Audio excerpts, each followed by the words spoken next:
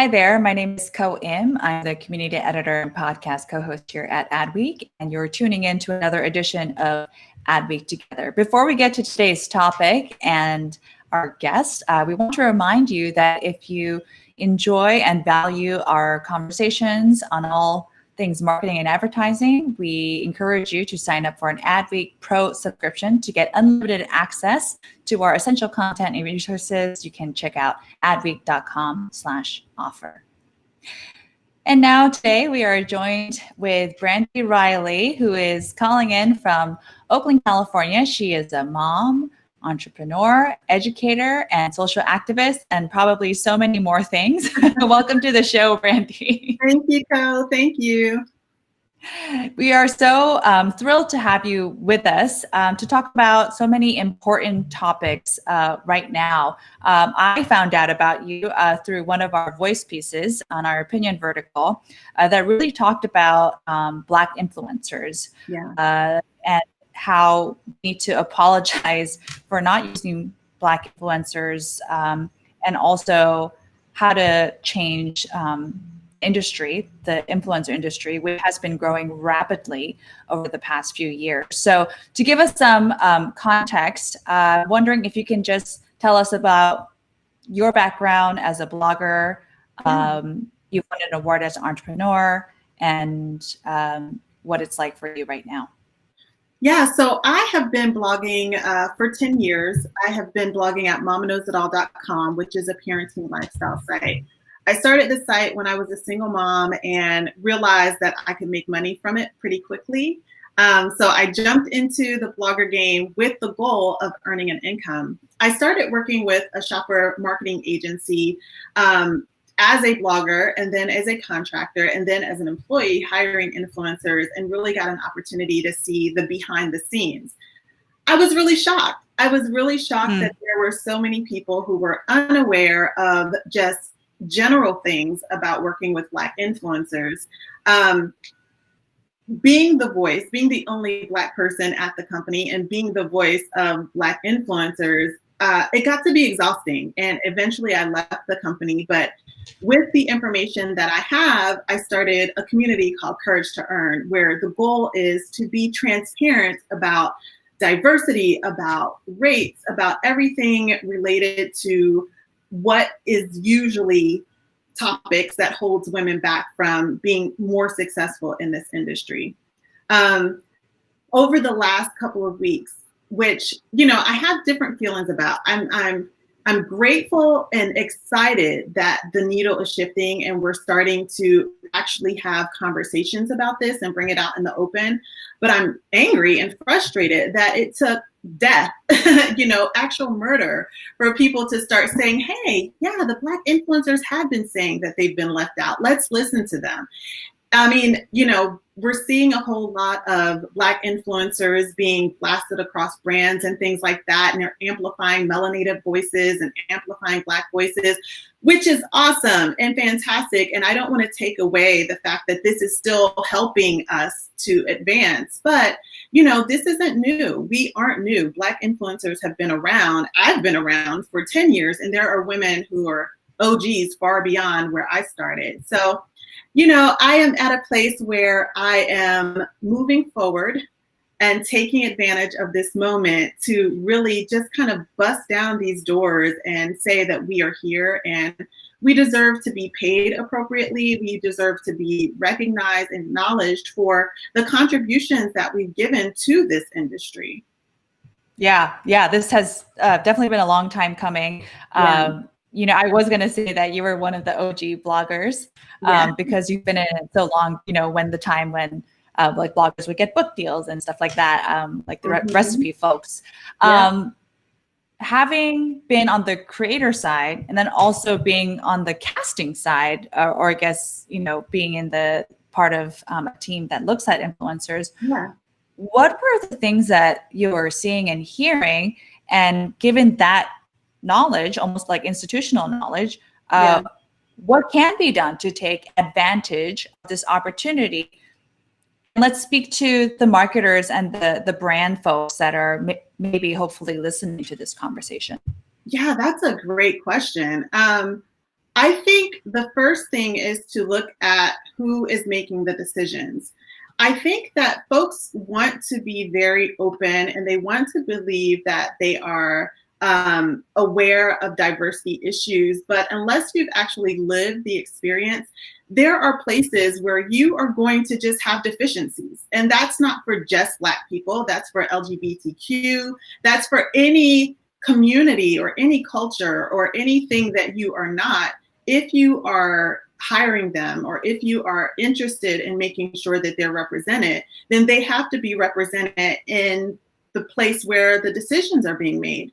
That was one of the biggest challenges that I found working behind the scenes, is that, we would have brands come to us with requests. For example, we had a brand say, okay, we don't want any Black influencers to apply to this. So how can we make sure they don't apply? It was a makeup brand. And I wasn't at that meeting. I was the only Black person at the company. I wasn't at that meeting. There were other decision makers. It came to me because one of my colleagues asked, how can we make sure Black influencers aren't offended when we ask them not to apply? And I couldn't understand, why don't you want them to apply? Well, because it's makeup and they don't have any shades for Black women.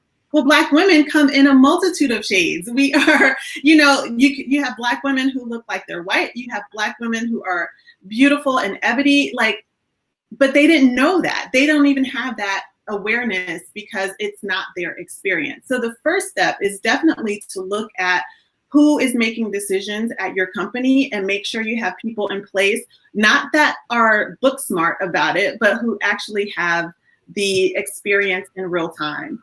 The second thing is to take some time to really educate. Right now, it's interesting because Juneteenth is on Friday. And so you see all of these brands kind of scrambling to talk about it.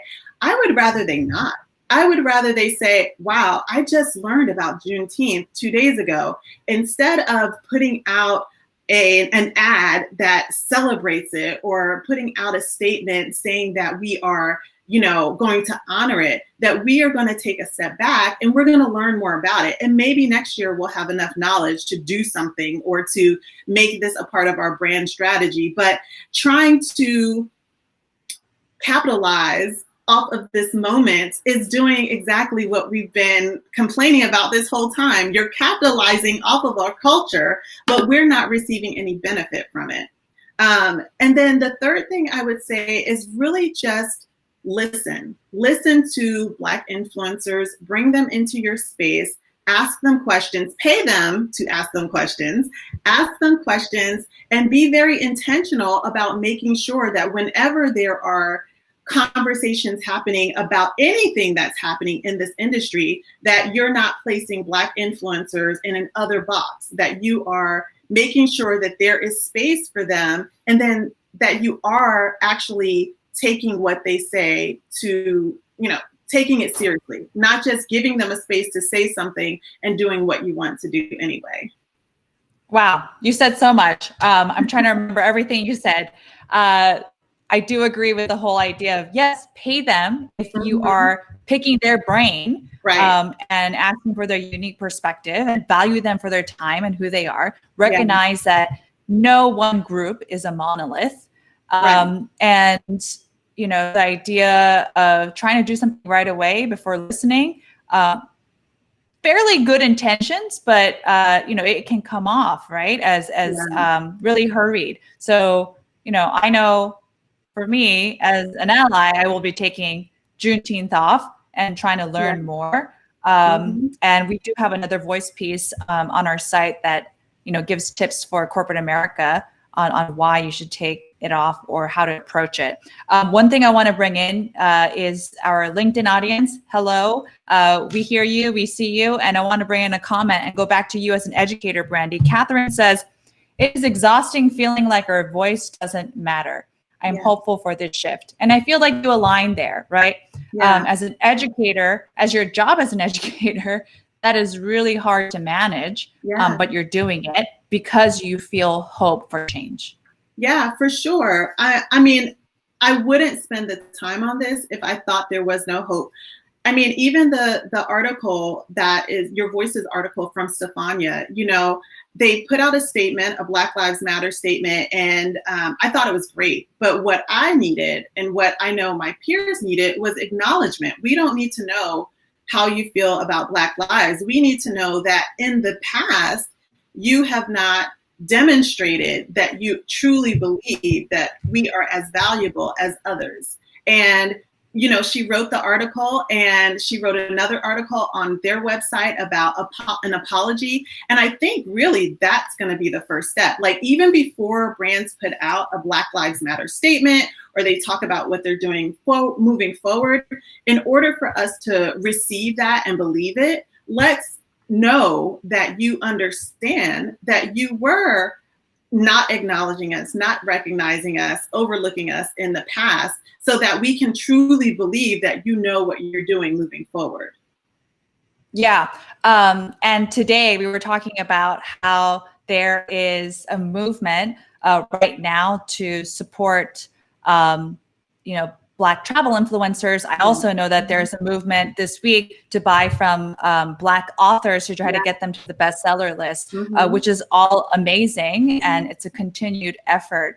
I know that some of the platforms have tried to make some changes, the likes of Pinterest trying to add a badge, YouTube creating a fund, and Instagram trying to tackle the bias that may be, kind of incorporated into the suggested page, right? So, and Instagram even acknowledged, like, this is going to take time. It's not going to be perfect, but it's going to take time. So, and a lot of the Black influencers are on these platforms. And so, like, what do you make of all the changes that are happening from even like an algorithmic level? Yeah, I mean, again, I think the changes are good. I think that most of the big platforms have yet to actually say in black and white, we were purposely holding back content that would benefit Black people. I saw it myself on Instagram.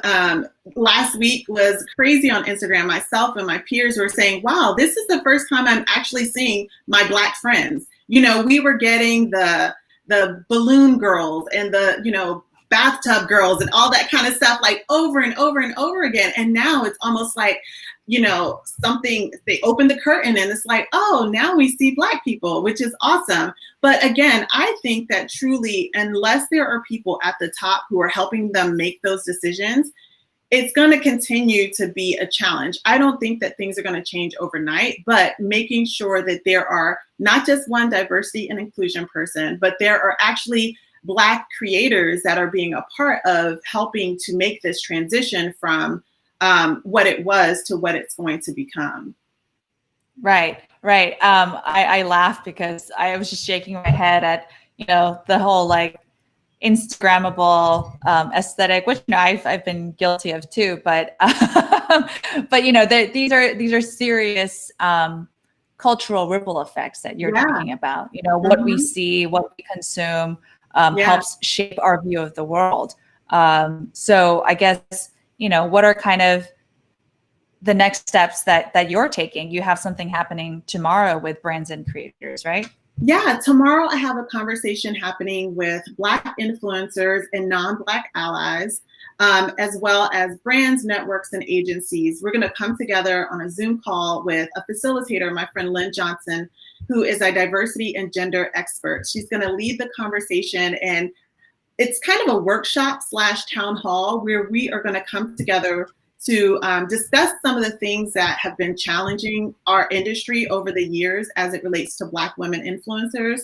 And we are going to have an objective to leave with a commitment from the brands, networks, and agencies on 3 things, just to start, that they are going to do moving forward to make sure we are acknowledged, make sure we are recognized, make sure we are properly compensated.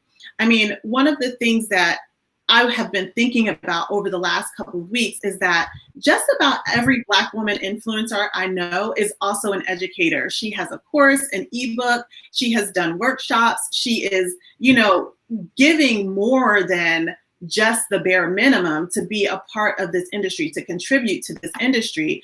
And she's consistently overlooked, and I want to make sure that the agencies, networks, and brands, when they come to this meeting, they have all of this information presented to them. And there's no way that they can say, oh, I didn't realize Black women did all of that. Now you know.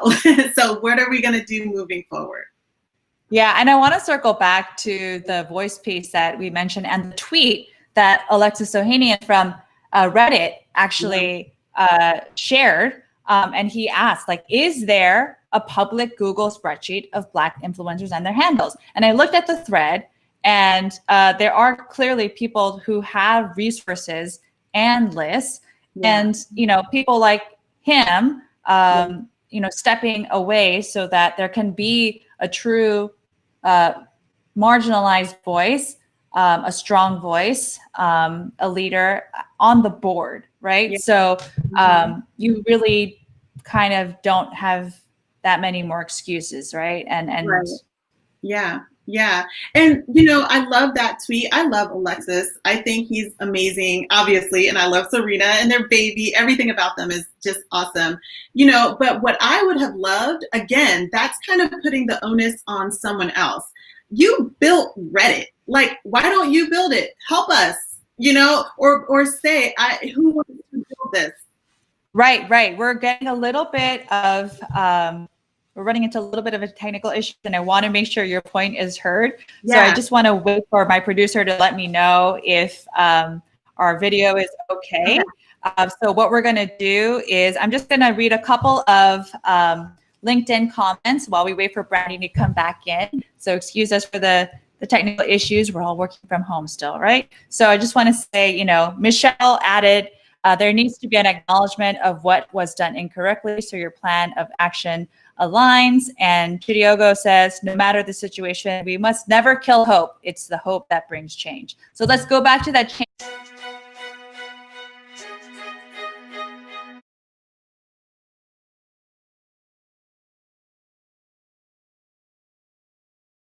Have the ability to help.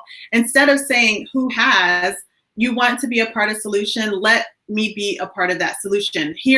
If we don't have it, here's what I'm willing to commit to helping make happen. But yeah, I love the quote. I love him. I love what he's doing. But I definitely think that there's a lot more.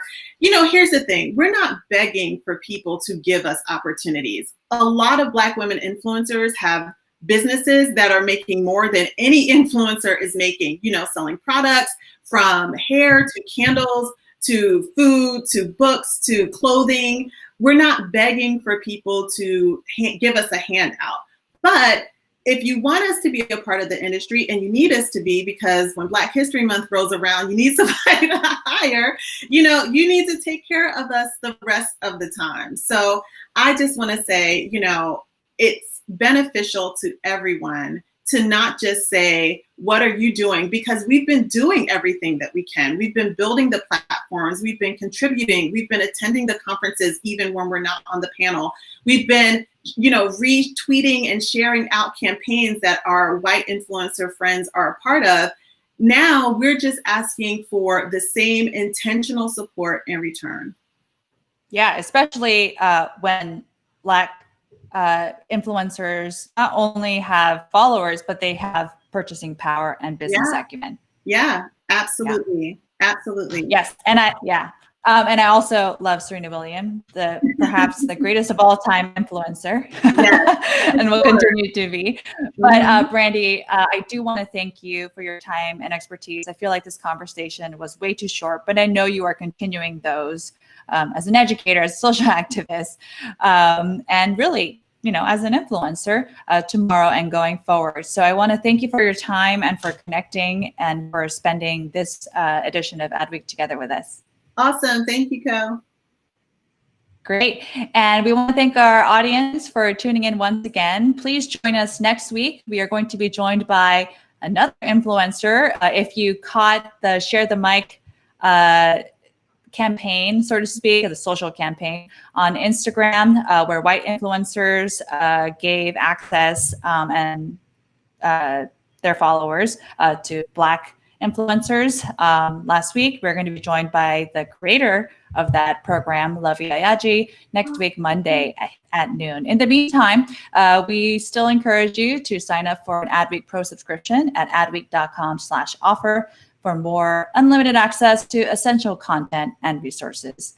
My name is Ko Im. I'm the community editor. We appreciate you, and we'll talk to you soon.